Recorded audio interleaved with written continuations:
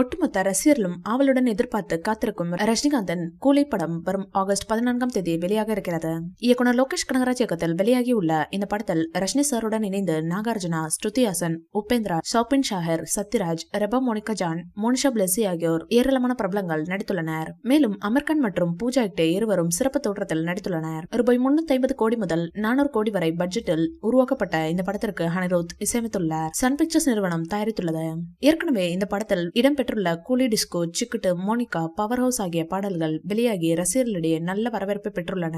இந்த படத்தின் ட்ரெய்லர் மற்றும் இசை வெளியீட்டு குறித்து முக்கியமான அறிவிப்பு இன்னும் ஓரிரு நாட்களில் வெளியாக இருப்பதாக கூறப்படுகிறது. இந்த படத்தின் ட்ரெய்லரை அனைத்து மொழிகளில் இருக்கும் உச்ச நட்சத்திரங்கள் வெளியிட இருக்கிறார்கள். தெலுங்கிலிருந்து சிரஞ்சீவி, ஹிந்தியிலிருந்து ஷாருக் கான், மலையாளத்திலிருந்து மோகன்லால் வெளியிட இருக்கிறார்கள். இந்நிலையில் தான் படம் வெளியாக இன்னும் 15 நாட்கள் இருக்கும் நிலையில் படத்தின் ப்ரீ புக்கிங் தொடங்கியுள்ளது.